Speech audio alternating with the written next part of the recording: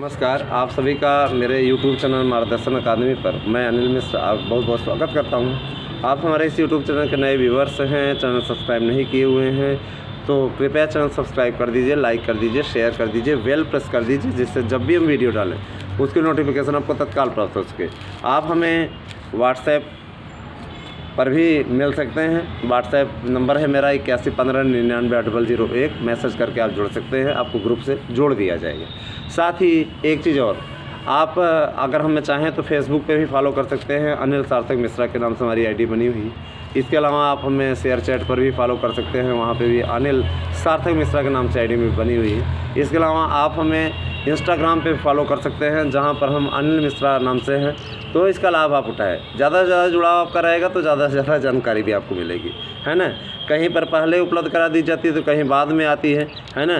कहीं पर regular update रहता है, जैसे शेयर चैट पे रेगुलर अपडेट है ना। हर 2 मिनट पे अपडेट होती है। अपडेट करने के लिए जो मेरी टीम है वो अपडेट करती रहती है। यहाँ आपको जानकारी हमारे द्वारा वीडियो द्वारा मिलती है, ठीक है। तो ये आपके लिए लाभप्रद है, आप चाहें तो इसका लाभ उठा सकते हैं। साथ ही एक चीज़ मैं आपसे बताना चाहूँगा, मेरे पास कई मांग पत्र आए, बहुत लोगों ने मांग किया। वो मांग क्या थी मैं ज़रा सा आपको बताना चाहता हूँ। सर एक डेमो क्लास दीजिए, सर एक डेमो क्लास दीजिए। तो मैं आपसे कारकों पर चर्चा करना चाहता हूँ संस्कृत विषय के लिए, और हिंदी के लिए भी आपके लिए उपयोगी होगा। देखिए, संस्कृत में कारकों की संख्या आप लोगों को विदित ही होगी, केवल और केवल 6 हैं। 6 कारक होते हैं। अब इन 6 कारकों, देखिए ये जो वीडियो है ये ना केवल हाई स्कूल इंटर के लिए ही उपयोगी नहीं है। जो हाई स्कूल इंटर में बोर्ड का एग्ज़ाम देने जा रहे हैं उनके लिए तो इम्पॉर्टेंट है ही है, प्रतियोगी परीक्षाओं के लिए भी बहुत मोस्ट इम्पॉर्टेंट है। हिंदी में भी कारक है, इसमें भी कारक है, लेकिन हिंदी में कारकों की संख्या थोड़ी ज़्यादा है, संस्कृत में कारक 6 ही है। तो देखिए, सबसे पहला कारक है कर्ता कारक। कारकों की संख्या भट्टोजी दीक्षित जी ने, उन्होंने लघु सिद्धांत कौमुदी में स्पष्टता कहा है कि कारकों की संख्या 6 है। विभक्तियों की संख्या 7 है ना। अब कारक 6 हैं, विभक्तियाँ 7 हैं।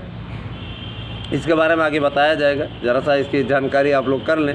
इसमें समाचार भी हैं, समाचार के लिए भी आप थोड़ा सा वेट करें, बीच बीच में आपको समाचार भी देते चलेंगे। देखिए, सबसे बड़ी चीज़, कारक 6 हैं, कर्ता कारक है ना। कर्ता कारक का सूत्र लिंग प्रातिपदिकार्थ लिंग परिमाण वचन मात्रे प्रथमा ये है, ठीक है। और इसके अतिरिक्त दूसरा है आपका, विस्तार से तो आपको किसी दिन समझाएंगे। दूसरा है आपका कर्म कारक, कर्तुः रीप्सित तमम कर्म, है ना। कर्ता जिसे सर्वाधिक चाहता है, जिस कार्य को सर्वाधिक चाहता है, तो उसी ईप्सित तम में कर्म संज्ञा उसी ईप्सित तम की हो जाती है, और कर्मण द्वितीया से उसमें द्वितीय विभक्ति का प्रावधान हो जाता है, ठीक है। अब सपोज दैट आपको बहुत से उदाहरण भी दिए जाएंगे। तीसरा आपका जो कारक है, तीसरा कारक है, अब तो इसको सब वाइट बोर्ड वगैरह पर लिख करके जो पढ़ाते हैं तो बहुत अच्छी तरीके से समझ में आता है। तीसरा है आपका करण कारक।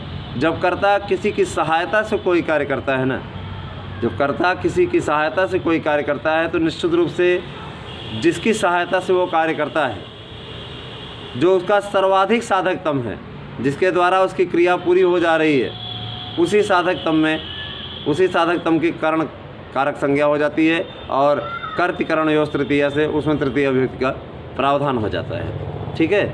कर्ता और करण दोनों में तृतीय विभक्ति का प्रावधान करने वाला सूत्र है कर्तिकरण योस् तृतीया, ठीक है। तो ये रहा, जैसे राम हलेन भूमिम कर्षति, यहाँ राम हल की सहायता से भूमि जोत रहा है, तो जाहिर सी बात है हल जोतने के लिए राम भी एक कारक है, और भूमि भी एक कारक है, उसकी भी सहायता ले रहा है। लेकिन जोतने की क्रिया किसके द्वारा संपन्न हो रही है? जोतने की क्रिया पूरी तरीके से जो संपन्न की जा रही है वो हल के द्वारा की जा रही है। तो ये साधकतम इसमें क्या हुआ? सर्वाधिक सहायता किसकी ले रहा है? जिसके द्वारा कार्य संपन्न हो जा रहा है उसी की सहायता ले रहा है, माने हल। हल की सहायता से वो जोतने की क्रिया, कर्षण की क्रिया कर रहा है निश्चित रूप से। तो निश्चित रूप से इसमें क्या हो गया?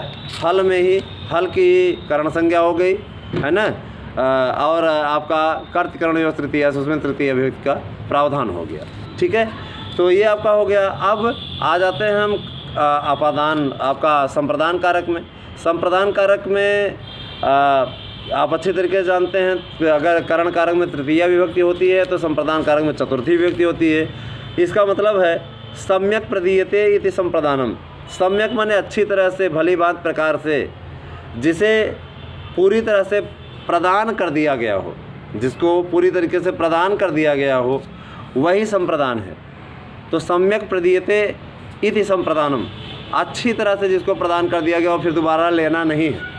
दान की क्रिया में कर्ता जिसको प्रदान करता है ना, तो जिसको कर्ता प्रदान करता है उस दान प्राप्त करने वाले की संप्रदान संज्ञा हो जाती है।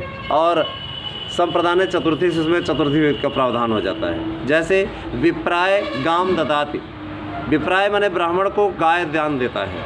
अब कर्ता कोई भी हो, कर्ता क्या कर रहा है, ब्राह्मण को गाय दान देने की क्रिया द्वारा संतुष्ट करना चाहता है।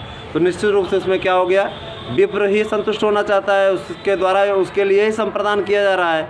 तो उसमें क्या हो गया, उसमें आपका संप्रदान संज्ञा उसकी हो गई विप्र की, और क्या कहते हैं आपका इसमें चतुर्थी विभक्ति का प्रावधान, विप्राय में चतुर्थी विभक्ति का प्रावधान हो गया। कारण ये संप्रदान चतुर्थी सूत्र है भैया, संप्रदान चतुर्थी सूत्र में चतुर्थी विभक्ति का प्रावधान हो गया।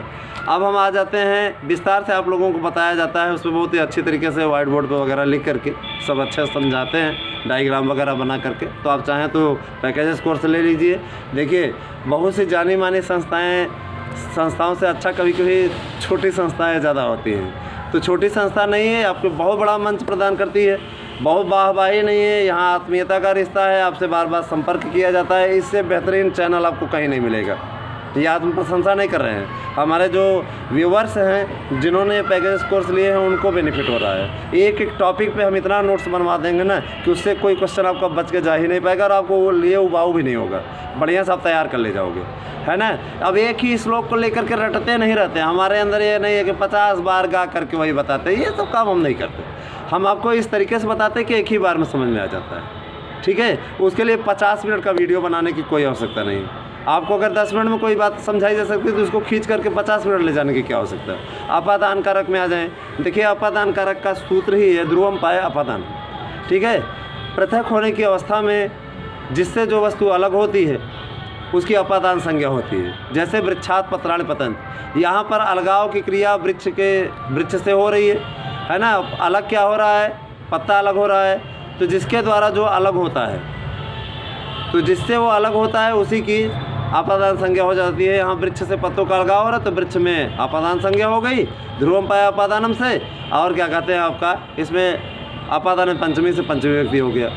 अब आ जाते हैं अधिकरण कारक की ओर। अधिकरण कारक का मतलब वही होता है आधारो अधिकरणम, ठीक है। कर्ता और कर्म का जो आधार होता है, कर्ता और कर्म का जो आधार होता है वही अधिकरण है। जाहिर सी बात है, कर्ता और कर्म जिसके आधार पर किए जाते हैं, जो आधार होता है, जैसे कि राम शिला पर बैठता है ना, तो यहाँ पे राम के बैठने का आधार है शिला, है ना। राम के बैठने का आधार है शिला, तो शिला की ही आपकी क्या हो गया, आपकी शिला में अधिकरण कारक संज्ञा हो गई। और उसमें सप्तम में अधिकरण में सप्तमी विभक्ति का प्रावधान होता है, निश्चित रूप से सप्तमी विभक्ति का प्रावधान हो गया, ये आपके लिए है। और संबंध को कारकों में नहीं गिना जाता, इसलिए षष्ठी से जो बात अन्य विभक्तियों में कहने से शेष रह गई हो उसी का प्रावधान इसमें किया जाता है, संबंधों का प्रावधान किया जाता है। संबंध कारक कई प्रकार के होते हैं, आप लोगों को उसके बारे में विस्तार से बताया जाएगा। तो ये आपके लिए हमने सोचा डेमो क्लास देते, छोटी सी क्लास, ज़्यादातर आपको समझ में आएगा जब हम आपको लिखवा करके उसमें डायग्राम बना करके पूरा समझाते हैं अच्छे तरीके से, तो आप समझ सकते हैं। अब आप इच्छुक हों तो आप चाहें तो डेमो क्लासेज आपको दी गई है, आप उसका लाभ उठा सकते हैं। पूरी वीडियो ने आपको बताने का प्रयास किया हूँ, साथ ही आपको शैक्षिक समाचार भी अवगत करा दूँ कि आपकी भर्ती बहुत जल्दी आरंभ होने वाली है। मेरे पास सूचनाएँ आई हुई हैं कि आपका रिजल्ट भी बहुत जल्दी आ जाएगा, और आपके लिए जो क्लासेस स्टार्ट हुई हैं आप बहुत जल्दी आपको उससे जोड़ा गया है। जो लोग पेड कर चुके हैं उनको अवेलेबल कराया जा रहा है, जो लोग नहीं पेड किए हैं वो लोग जुड़ जाए। तो वीडियो आपको कैसा लगा ज़रूर बता दीजिएगा। वीडियो देखने के लिए आपको बहुत बहुत धन्यवाद। आप सभी का दिन शुभ हो।